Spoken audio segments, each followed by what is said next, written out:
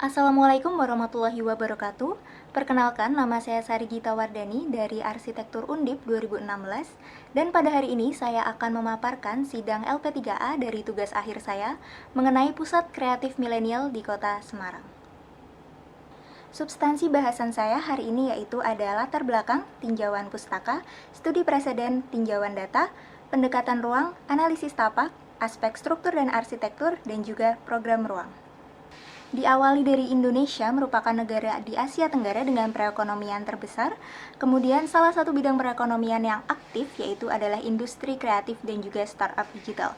Dan pada 2019, Bekraf telah menetapkan Kota Semarang sebagai salah satu kota kreatif dengan subsektor fashion.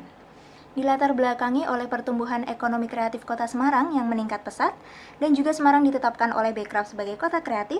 Kemudian terdapat 167 komunitas di Semarang yang masih aktif berkegiatan dan mengadakan workshop serta event, dan juga perkembangan industri 4.0 sehingga meningkatnya penggiat startup digital di Kota Semarang. Dan juga sayangnya belum adanya ruang untuk berkolaborasi di bidang startup dan juga industri kreatif untuk kaum milenial di Kota Semarang. Dapat kita lihat data dari BPS Kota Semarang pada tahun 2020, jumlah UMKM yang terdaftar pada Dinas Koperasi Kota Semarang pada Oktober 2019 mencapai 17.594, yang berarti Kota Semarang masih membutuhkan banyak sekali marketplace untuk mengembangkan UMKM. Aktualita yang ada di Kota Semarang yaitu masih kurangnya public space yang dapat menjadi sarana marketing produk UMKM, dan juga perkembangan industri sehingga meningkatnya penggiat startup di Kota Semarang. Banyaknya komunitas seni di Semarang namun belum memiliki tempat untuk mengadakan workshop ataupun event dan seringkali menyewa. Dan juga banyaknya pelaku komunitas UMKM namun belum adanya tempat yang dapat mengakomodasi kegiatan kreatif mereka. Serta urgensi dari permasalahan ini yaitu belum adanya public space yang dapat mewadahi kegiatan kedua bidang yang sangat berkaitan erat yaitu industri kreatif dan juga startup digital. Sehingga dibutuhkannya sebuah public space yang dapat menjadi tempat para milenial dan juga masyarakat Kota Semarang pada umumnya untuk mengekspresikan diri serta berkolaborasi. Sesuai uraian latar belakang, maka rumusan permasalahan yang menjadi fokus utama dalam tugas akhir saya yaitu perencanaan dan perancangan pusat kreatif milenial yang dapat menyediakan fasilitas-fasilitas yang mampu mendukung potensi industri kreatif di Kota Semarang dan juga mengembangkan startup dan UMKM serta menjadi wadah mengekspresikan diri untuk para kaum milenial dan juga masyarakat umum Kota Semarang. Originalitas dari tugas akhir ini yaitu perancangan Creative Hub atau pusat kreatif dengan fasilitas-fasilitas yang dapat menunjang kegiatan ekonomi kreatif dan startup digital bagi masyarakat Kota Semarang sekaligus marketplace atau tempat untuk memasarkan produk kreatif UMKM Kota Semarang. Metode pembahasan yang saya lakukan yaitu yang pertama studi literatur, mencari-cari materi tentang hal yang berkaitan. Kemudian ada studi komparatif yaitu melakukan studi banding dan studi preseden terhadap objek yang sudah terbangun. Kemudian ada studi lapangan yaitu langsung datang ke lokasi untuk survei dan untuk mempelajari besaran ruang dan juga tapak. Dan juga ada studi analisa pendekatan ruang melalui literatur-literatur dan standar yang ada. Konsep dari Pusat Kreatif Milenial sendiri ini merupakan ruang publik yang berisi ruang-ruang komunal yang diharapkan dapat menjadi wadah dan katalisator dalam mendukung kegiatan kreatif masyarakat Kota Semarang. Nah, Pusat Kreatif sendiri memiliki arti bahwa diharapkan tempat ini dapat menjadi tempat untuk berkolaborasi dan memunculkan kegiatan-kegiatan kreatif seiring menjamurnya startup dan UMKM serta komunitas di Kota Semarang dalam mendukung industri 4.0. Secara garis besar, Pusat Kreatif Milenial di Kota Semarang akan mengakomodasi dua bidang, yaitu yang pertama industri kreatif dan juga startup digital. Industri kreatif berisi tentang UMKM, kria, fashion, dan kuliner. Dan untuk startup akan ada sebuah coworking space untuk ruang kerja bersama para penggiat startup di Kota Semarang. Memasuki substansi bahasan yang kedua yaitu tinjauan pustaka. Yang pertama, industri kreatif diartikan menurut Departemen Perdagangan Republik Indonesia pada tahun 2009 didefinisikan yaitu industri yang berasal dari pemanfaatan keterampilan, kreativitas, dan bakat individu dalam menciptakan kesejahteraan dan lapangan pekerjaan. Berdasarkan pemetaan dari Bekraf, terdapat 16 subsektor dalam bidang ini, diantaranya ada arsitektur, fashion, kria, kuliner, digital, dan lain-lain. Di dalam industri kreatif juga terdapat industri kreatif digital yang merupakan suatu industri yang menggabungkan unsur digital dan juga unsur kreatif dalam produk dan jasanya. Nah, jika tidak menggunakan unsur teknologi, menurut Baskoro pada tahun 2013 ini dapat dikatakan sebagai UKM atau usaha kecil dan menengah. Salah satu produk dalam industri kreatif digital yaitu startup, dan menurut Yevgeny Brickman pada tahun 2015, startup digital merupakan sekumpulan individu yang membentuk organisasi sebagai perusahaan rintisan yang menghasilkan produk dalam bidang teknologi. Nah, dengan memanfaatkan teknologi internet, startup dituntut untuk siap memasuki pasar bebas yang mampu menjangkau seluruh konsumen dalam memperluas pangsa pasar. Yang kedua yaitu pengertian pusat kreatif. Menurut Creative Hub Kit oleh British Council, Creative Hub atau pusat kreatif adalah tempat baik fisik maupun virtual yang menyatukan orang-orang kreatif, merupakan pertemuan menyediakan ruang dan dukungan untuk jaringan, pengembangan bisnis, dan keterlibatan masyarakat dalam sektor kreatif, budaya, dan juga teknologi. Sedangkan pengertian coworking space menurut Leo Frestier meliputi penyewaan ruang kerja yang digunakan secara bersama-sama dan terbuka dengan pengguna lainnya dengan waktu yang fleksibel. Nah, ruang kerja digunakan oleh orang-orang dengan latar belakang yang berbeda, antara lain yaitu ada entrepreneur, freelancer, startup, investor, dan lain-lain. Nah, dengan berbagai latar belakang pengguna, coworkers atau sebutan orang yang menggunakan coworking space dapat saling berinteraksi dan juga melakukan sebuah kolaborasi. Kemudian pengertian dari makerspace menurut Twinny, makerspace merupakan tempat orang-orang dengan pemikiran yang sama berkumpul untuk mengerjakan proyek masing-masing dengan berbagi alat dan juga keahlian yang didapatkan dari masing-masing orang. Sedangkan pengertian dari marketplace sendiri yaitu tempat bertemunya pembeli dan penjual untuk bertukar barang dan jasa dengan uang dan dengan barang dan jasa yang lain secara nyata. Studi preseden yang saya ambil yang pertama yaitu ada Bandung Creative Hub. Jadi Bandung Creative Hub merupakan sebuah creative center atau pusat kreatif yang ada di kota Bandung yang berisi ruangan-ruangan yang memfasilitasi kegiatan kreatif masyarakat kota Bandung. Dapat kita lihat dari lantai 1, lantai 2, lantai 3, sampai lantai 4 terdapat berbagai macam ruangan kreatif seperti exhibition area, artwork class, cafe, library, coworking space, bahkan ada juga auditorium teater, dan juga Bandung Design Archive yang sangat mewadahi kegiatan kreatif masyarakat kota Bandung. Kemudian berikut ini dapat kita lihat denah dari Bandung Creative Hub sendiri yang terdiri dari 4 lantai dengan berbagai ruang-ruang kreatif. Studi preseden saya yang kedua yaitu ada Jakarta Creative Hub. Jadi Jakarta Creative Hub ini merupakan sebuah pusat kreatif yang berada di kota Jakarta yang berisikan ruang-ruang yang mewadahi kegiatan kreatif masyarakat kota Jakarta. Dapat kita lihat dalam ruangannya terdapat classroom dan juga meeting room dan juga terdapat sebuah makerspace yang berisi ruang jahit dan juga ruang studio kriya dan juga ada co-office dan juga library. Studi preseden saya yang ketiga yaitu ada M-Block Space. Mengapa saya mengambil M-Block Space? Karena ini merupakan studi preseden saya untuk marketplace saya. Karena di M-Block Space ini sangat menggalakkan bidang industri kreatif dan ini dulunya merupakan bekas komplek perumahan perum-peruri yang tidak terpakai, kemudian sekarang dimanfaatkan menjadi ruang komunal dan tempat berkumpul anak muda yang sangat identik dengan industri kreatif lokal. Jadi di sini tidak ada brand-brand lain kecuali merek lokal. Dan zonasinya juga terdapat vendor indie, indoor, ruang tengah, open space, dan juga food tenant. Dan juga di sini harus wajib melakukan workshop selama minimal 3 bulan sekali sehingga kegiatan kreatifnya selalu aktif di setiap waktu. Studi preseden saya berikutnya yaitu ada Heterospace dan UKM Center. Jadi ini merupakan public space yang mengakomodasi 2 bidang yaitu coworking space dan juga UKM Center. Dibawahi oleh Dinas Koperasi Jawa Tengah, tempat ini menjadi tempat pemasaran beberapa UKM di Kota Semarang. Selain itu di lantai atas juga dilengkapi dengan coworking space dan juga fasilitas-fasilitas yang mendukung pengembangan UMKM dan juga startup-startup digital yang belum memiliki kantor. Dan studi preseden saya yang terakhir yaitu ada Thailand Creative Design Center. Jadi ini merupakan sebuah pusat kreatif yang berlokasi di Bangkok, Thailand, yang berisi ruangan-ruangan yang untuk mewadahi kegiatan kreatif masyarakat Thailand, khususnya di bidang desain dan juga startup. Dan berikut ini adalah interior dari Thailand Creative Design Center. Dan juga terdapat denah dari Thailand Creative Design Center sehingga kita bisa melihat ruang-ruang apa saja yang ada di Thailand Creative Design Center.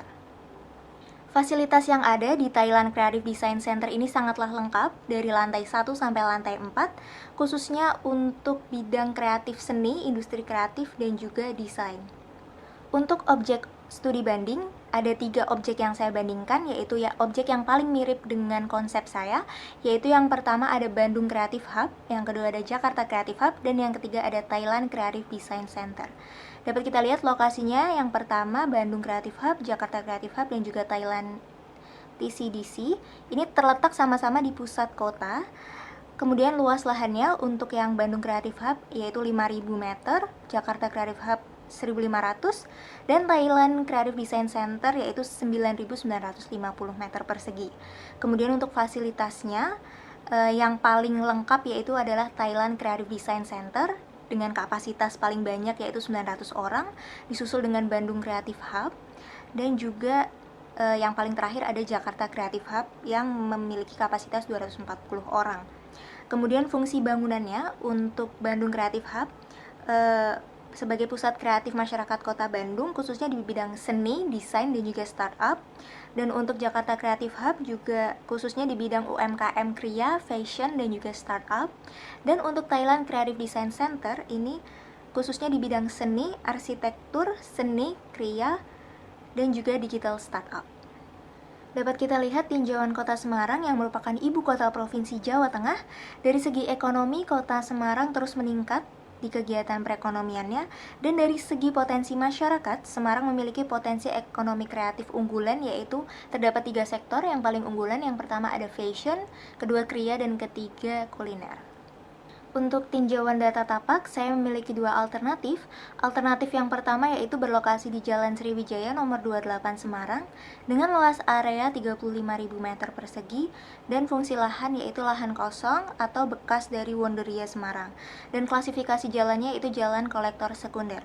Dan alternatif yang kedua yaitu berada di Jalan Nasional nomor 14 Veteran Semarang dengan luas area 20.000 meter persegi dan fungsi lahannya juga lahan kosong atau bekas dari Hotel Siranda Semarang. Klasifikasi jalannya merupakan jalan kolektor sekunder. Dan RT/RW atau RDTRK Kota Semarang yang berlaku untuk kedua tapak ini yaitu sama-sama berada di BWK 1 yang terfokus untuk fasilitas pemerintah dan juga perdagangan dan jasa. Kemudian KDB untuk fasilitas umum yaitu sebesar 50% dan perdagangan jasa sebesar 60%, dan KLB untuk fasilitas umum yaitu sebesar 2,6 atau 1-7 lantai dengan GSB 23 meter. Kemudian masuk di substansi pendekatan aspek fungsional. Di sini terdapat 5 fungsi utama yang akan diwadahi oleh Pusat Kreatif Milenial Semarang. Yang pertama yaitu ada inkubasi bisnis, yang kedua ada edukasi, yang ketiga ada pengembangan bisnis, yang keempat ada event kreatif, yang kelima ada rekreasi. Nah, untuk kegiatan utama, kegiatan pengelolaan, kegiatan publik, dan juga kegiatan servis, terdapat berbagai macam kegiatan, dan telah saya klasifikasi kebutuhan ruang pelaku yang dapat Anda lihat sebagai berikut. Mulai dari staf pengelola yang membutuhkan kantor divisi, ruang manajer, ruang rapat, kemudian pelaku startup yang membutuhkan pastinya coworking space dan juga classroom untuk mengadakan workshop, terus komunitas yang membutuhkan classroom atau mini teater untuk event-event pementasan, ataupun auditorium untuk event skala besar, kemudian pelaku UMKM yang pastinya membutuhkan maker space untuk membuat produk UMKM dan juga membutuhkan marketplace untuk memasarkan produk UMKM tersebut, dan juga pengunjung yang dapat berkunjung ke berbagai ruangan dan fasilitas yang telah disediakan. Salah satunya ada mini library, ada food court untuk makan, dan juga bisa ke coworking space untuk mengerjakan tugas. Berikut terdapat beberapa tabel mengenai studi pendekatan ruang yang telah saya analisis dengan sumber data arsitek oleh Ernest Noffert dan juga SNI dan juga studi kasus dan juga peraturan dalam negeri. Terdapat tabel analisa besaran ruang dari kegiatan pengelola, kegiatan penerima, utilitas, dan juga analisa besaran ruang utama. Yang sangat utama yaitu terdapat coworking space, maker space, dan juga marketplace, dan tidak lupa ada fasilitas umum yang bisa dinikmati oleh pengunjung berupa auditorium, classroom, mini library, dan lain-lain. Dan juga terdapat analisa besaran ruang pendukung yang ada di Pusat Kreatif Milenial Kota Semarang. Kemudian untuk pendekatan aspek kontekstual, terdapat tabel analisa perbandingan tapak Dengan kriteria yang pertama regulasi, yaitu kesesuaian pemanfaatan lahan, kemudian aksesibilitas, yaitu mudahnya dijangkau oleh halayak umum, kemudian ada kondisi existing dari lahan itu sendiri, dan juga ada fasilitas penunjang sekitar. Nah, untuk tabulasi pembobotan perbandingan tapak ini dimenangkan oleh alternatif yang pertama yang lebih unggul, sehingga tapak di Jalan Sriwijaya nomor 28 ini yang saya gunakan untuk site dari Pusat Kreatif Milenial di Kota Semarang. Kemudian memasuki program besaran ruang dari Pusat Kreatif Milenial di Kota Semarang yang telah saya simpulkan dari pendekatan-pendekatan tersebut, yaitu yang pertama ada kegiatan penerimaan, terdapat lobby, resepsionis, dan juga ruang reservasi. Kemudian ada fasilitas utama, ada kegiatan startup digital, ada kegiatan UMKM komunitas, kemudian ada kegiatan bisnis UMKM, dan juga ada kegiatan kreatif pengunjung, kegiatan pengelola, dan ruang penunjang. Dan juga saya menambahkan sirkulasi 30% agar pengunjung merasa nyaman dengan sirkulasi yang ada. Berikutnya, aspek kontekstual yang saya dapatkan yaitu data tapak.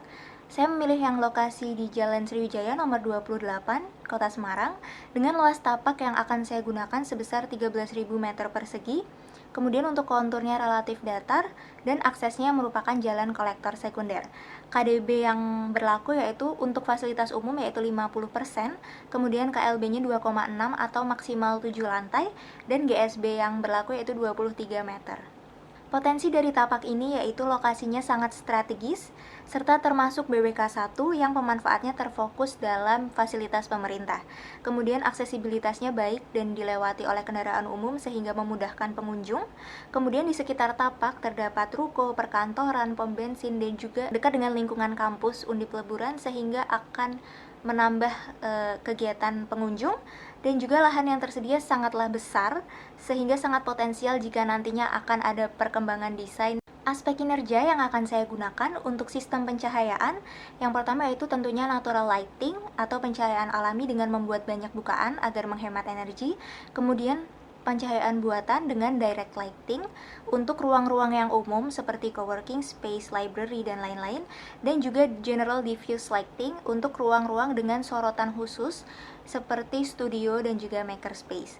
Kemudian untuk sistem penghawaan menggunakan AC sentral untuk ruang-ruang utama dengan kapasitas pelaku arsitektur yang besar, dan AC split untuk ruang-ruang dengan intensitas pelaku arsitektur yang rendah. Kemudian menggunakan sistem penghawaan alami untuk ruang-ruang outdoor.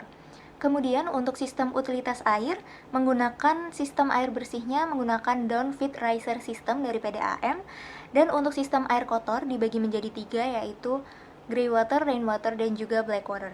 Nah, jadi untuk grey water ini akan diolah melalui biofiltration dan dapat digunakan kembali menjadi flushing. Kemudian untuk sistem rainwater harvesting dapat dimanfaatkan menjadi flushing dan juga sebagai penyiram tanaman. Kemudian untuk black water akan disalurkan di septic tank, peresapan baru ke saluran kota. Kemudian untuk sistem kelistrikan, distribusi listrik berasal dari PLN dan disalurkan ke gardu utama, kemudian setelah melalui trafo akan didistribusikan ke unit-unit.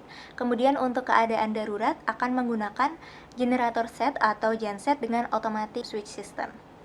Sedangkan untuk sistem penangkal petir menggunakan sistem Faraday karena sistem ini cocok untuk bangunan bermassa banyak. Lalu untuk sistem pemadam kebakaran, jaringan pengaman bangunan akan dibagi menjadi 2, yaitu sistem deteksi dan juga sistem pemadam api. Sistem deteksi terdiri dari smoke detector dan juga flame detector, dan untuk sistem pemadam api menggunakan fire hydrant, sprinkler, dan juga fire extinguisher. Dan terakhir untuk sistem keamanan akan menggunakan CCTV yang akan digunakan untuk memantau situasi secara visual dan akan terhubung dengan sistem BMS atau Building Management System. Untuk aspek teknis yang akan digunakan untuk substructure-nya atau struktur bawah, pondasi yang akan digunakan yaitu pondasi setempat untuk bangunan yang memiliki lantai 2 dan juga pondasi pile cap untuk bangunan di atas 2 lantai. Kemudian untuk struktur tengah atau middle structure menggunakan struktur rangka atau grid berupa balok dan kolom. Modul yang digunakan akan menyesuaikan struktur yang digunakan dalam mempertimbangkan efisiensi penataan ruang dalamnya. Kemudian untuk struktur atas atau upper structure, ini menggunakan perpaduan struktur advance dan juga struktur atap baja ringan tergantung fungsi dari bangunan tersebut. Kemudian untuk aspek arsitektur yang saya gunakan yaitu saya menggunakan arsitektur kontemporer. Arsitektur kontemporer sendiri merupakan perpaduan dari pasca modernisme dan juga teknologi tinggi arsitektur sehingga sangat konseptual dan identik dengan gayanya ekspresif. Gaya ini sesuai dengan konsep pusat kreatif milenial di Kota Semarang dengan fasad luar yang minimalis namun juga atraktif dan konsep semi-open space yang akan mendukung tata ruang interior yang berada di dalamnya. Dan juga pada arsitektur kontemporer, ditekankan gaya yang ekspresif dan desain yang selalu mengikuti perkembangan zaman. Nah, konsep ini akan sangat sesuai dengan citra yang akan dibangun untuk pusat kreatif milenial di Kota Semarang. Cukup sekian pemaparan sidang LP3A tugas akhir dari saya. Saya Sari Gita Wardani pamit undur diri. Terima kasih banyak atas perhatiannya. Wassalamualaikum warahmatullahi wabarakatuh.